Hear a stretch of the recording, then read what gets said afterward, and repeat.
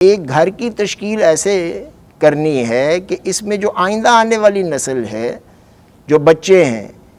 ان کی تربیت صحیح طور سے اسلامی جیسے طریقہ ہے ویسے ہو سکے، اور جیسا اسلام ایک شخصیت کو بنانا چاہتا ہے ویسا اس بچے کو بنایا جا سکے، اس شخصیت کی تشکیل کی جا سکے۔ تو ذمہ داری کا تعین ہے، مرد کی ذمہ داری ہے، عورت کی ذمہ داری ہے، اولاد کی ذمہ داری ہے، والدین کی ذمہ داری ہے، رشتہ داروں کی ذمہ داری ہے۔ یہ ذمہ داریوں کا تعین کب ہوگا؟ جب یہ خاندان بنے گا، جب یہ رشتہ جو ہے پائیدار ہوگا، اور اسی سے پھر وہ نتیجہ خیزی جو ہے وہ ہوگی کہ جو ہم چاہ رہے ہیں، جیسے میں نے عرض کیا کہ ہم ایک اچھی اولاد چاہ رہے ہیں، ایک اچھی اولاد کی تربیت چاہ رہے ہیں، بلکہ اولاد کی اچھی تربیت چاہ رہے ہیں۔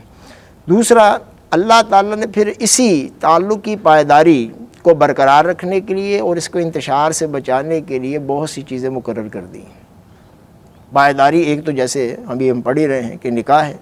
نکاح کے ذریعے سے تعلقات میں پائیداری اللہ تعالیٰ چاہتا ہے، تاکہ مختلف جگہوں پر ایسے نہ ہو بچے بھی پیدا ہو رہے ہیں لیکن کوئی بھی کسی کی ذمہ داری اٹھانے کے لیے تیار نہیں، ایسا نہ ہو۔ اور اس پائیداری کو مستقل کرنے کے لیے اللہ تعالیٰ نے بہت سی ہدایات دی ہیں، جیسے پردے کا حکم دیا ہے۔ اگر پردہ نہ ہو تو پھر وہ جو انسان کے جو وہ جذبات ہیں ایسے وہ جو جنسی جذبات ہیں وہ بھڑکنے کے امکانات ہیں، تو انسان کی سوچ بھی پاکیزہ ہو، اور اس کے ساتھ اس سوچ کی پاکیزگی سے پھر ایسا ہو کہ وہ کوئی غلط جگہ پر جو ہے وہ کوئی غلط کام نہ کرے۔ اسی طرح مخلوط مجالس سے پرہیز ہے، یہ پردے کے ساتھ ہی ہو جائے گا۔ مخلوط مجالس یعنی سیگریگیشن ہے، یہ مکس گیدرنگ نہیں ہے۔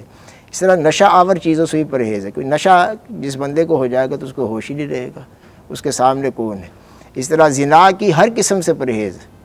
زنا وہ جو آخری حد ہے وہ تو وہ شرمگاہ والی ہے نا،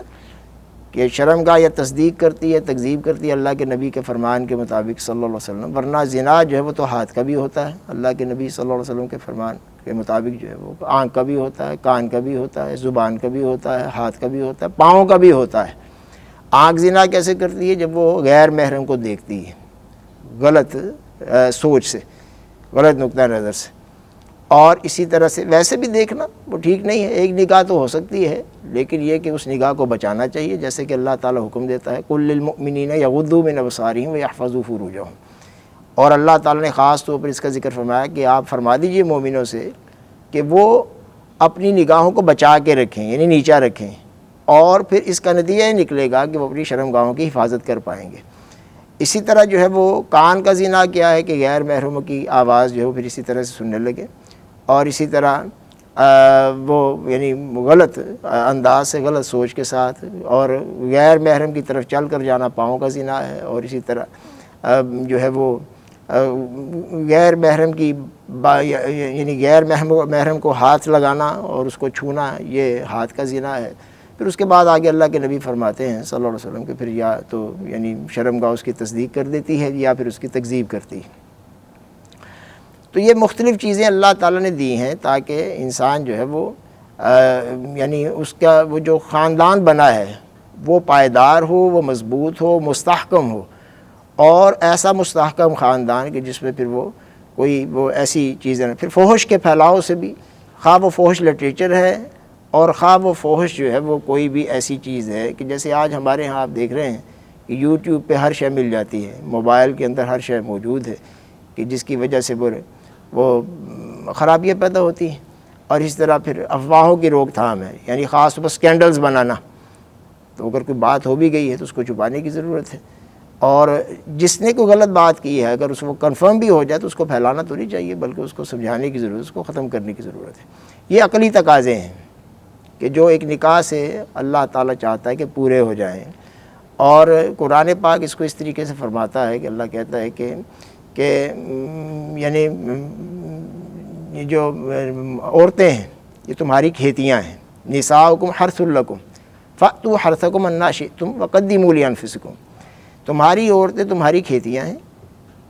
تو تم اپنی کھیتیوں میں آؤ جہاں سے چاہو۔ جیسے کسان ہے نا، تو وہ ہر ایک کی کھیتی میں بیج نہیں ڈالتا، اپنی کھیتی میں بیج ڈالتا ہے، اسی طرح سے تمہیں بھی صرف اپنی کھیتی میں بیج ڈالنا چاہیے، اور اسی طرح تمہیں اپنے یہ جو آگے رشتہ اور تعلق قائم کرنا ہے، پھر وہ جو جیسے کسان جو ہے وہ جو بیج ڈالتا ہے تو اس کی پوری حفاظت بھی کرتا ہے تاکہ اس بیج کے ذریعے سے فصل حاصل کرے۔ تو انسان جب بیج ڈالتا ہے تو اس کے ذریعے سے اولاد کی فصل حاصل کرنا چاہتا ہے، پھر جیسے کسان فصل کی نگرانی اور نگہبانی کرتا ہے، اسی طرح سے ایک یعنی مرد جو ہے، جو خامند ہے، اس کو بھی اپنی اولاد کی نگہبانی کرنی چاہیے اور ان کی تربیت کا پورا بندوبست کرنا چاہیے۔ اور وَقَدِّمُوا لِأَنفُسِكُمْ، دو اعتبار سے، ایک تو یہ کہ اولاد پیدا کرنے کے لیے، دوسرے یہ کہ اس اولاد کے ذریعے سے اپنے نسل کے تسلسل کو برقرار رکھنے کے لیے، تیسرے یہ کہ اس اولاد کی اچھی تربیت کر کے